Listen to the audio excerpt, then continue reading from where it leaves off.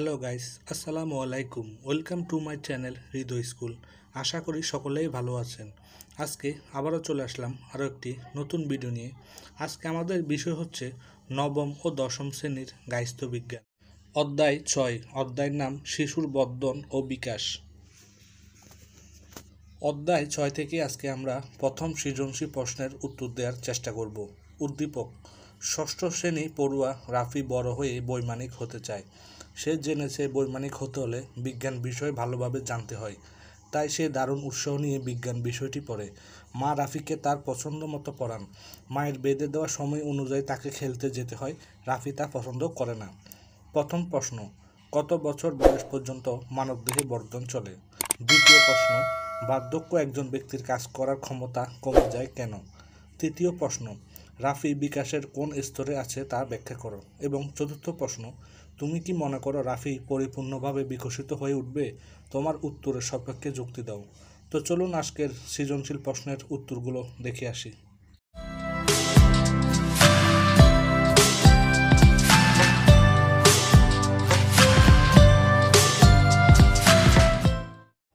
প্রথম প্রশ্ন: কত বছর বয়স পর্যন্ত মানবদেহে বর্ধন চলে? উত্তর: 25 বছর বয়স পর্যন্ত মানবদেহে বর্ধন চলে। দ্বিতীয় প্রশ্ন: বার্ধক্য একজন ব্যক্তির কাজ করার ক্ষমতা কমে যায় কেন? উত্তর: সাধারণত মানব বিকাশের 65 বছর থেকে মৃত্যু পর্যন্ত সময়কে বার্ধক্য বলে।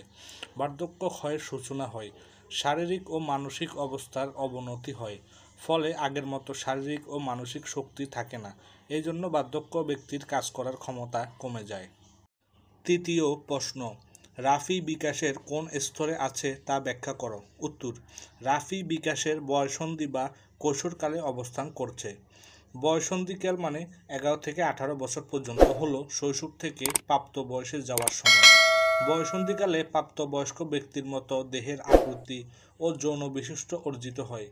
এ সময় মা বাবা ও অন্যর উপর থেকে ছেলে মেয়েদের নির্ভরশীলতা কমে আসে। এই সময় তারা প্রজনন ক্ষমতা অর্জন করে। তারা বিমূর্ত বিষয়, যে বিষয়গুলো দেখা যায় না, যেমন সততা, স্নেহ, ভালোবাসা ইত্যাদি নিয়ে চিন্তা করতে পারে। ভবিষ্যতে কে কোন পেশায় যাবে সে অনুযায়ী তারা পড়াশোনা করে। বয়ঃসন্ধিক্ষণে নিজস্ব লক্ষ্য ও মূল্যবোধ তৈরি হয়। এই বয়সে ছেলেমেয়েরা বিপরীত লিঙ্গের প্রতি আকর্ষণ অনুভব করে। এই সময় তারা নিজ চেহারার প্রতি মনোযোগী হয়।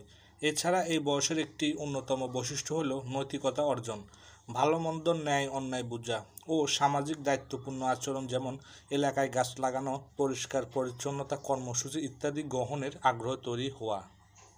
চতুর্থ প্রশ্ন: তুমি কি মনে করো রাফি পরিপূর্ণভাবে বিকশিত হয়ে উঠবে? তোমার উত্তরের সপক্ষে যুক্তি দাও। উত্তর: আমি মনে করি রাফি পরিপূর্ণভাবে বিকশিত হয়ে উঠবে না। রাফি বৈমানিক হতে চায়। বৈমানিক হতে হলে বিজ্ঞানের উপর দক্ষতা থাকা জরুরি, কিন্তু তার মা তাকে পছন্দ মতো পড়তে দেন না। এছাড়া বেঁধে দেওয়ার সময় অনুযায়ী তাকে খেলতে দেন, যা তার বিকাশে বাধা হয়ে উঠতে পারে। কৈশোরকালীন সময়ে ছেলেমেয়েরা আত্মনির্ভরশীল হতে পছন্দ করে এবং এটি হলো পরিপূর্ণ বিকাশের সময়। তাদের মধ্যে স্বাধীনভাবে কাজ করার চাহিদা থাকে। তারা বন্ধুদের সাথে মিশে সংঘবদ্ধভাবে কাজ করতে চায়। পরিবার ও সমাজের প্রেক্ষিতে তারা ভালো মন্দ, ন্যায় অন্যায় বোঝা শুরু করে এবং তাদের নিজস্ব লক্ষ্য ও মূল্যবোধ তৈরি হয়। তাদের যোগ্যতা অনুযায়ী পেশা চিন্তা করে ও সে অনুযায়ী পড়াশোনা করে। কিন্তু এই সময় পিতামাতা বাধা দিলে তাদের মধ্যে দ্বন্দ্বের সৃষ্টি হয়। অনেক সময় পরিবার থেকে নিজেকে বিচ্ছিন্ন করে খারাপ বন্ধুদের সাথে মেশার সম্ভাবনাও বেড়ে যায়। ফলে শারীরিক, সামাজিক, মানসিক ও নৈতিক বিকাশ বাধাগ্রস্ত হয়। তাই আমি মনে করি এরূপ পরিবেশে থাকলে রাফির পরিপূর্ণ বিকাশ হবে না। প্রিয় বন্ধুরা, ভিডিওটি যদি ভালো লেগে থাকে অবশ্যই লাইক, কমেন্ট, শেয়ার এবং সাবস্ক্রাইব করতে ভুলবেন না। আবারও দেখা হচ্ছে নতুন কোনো ভিডিও নিয়ে।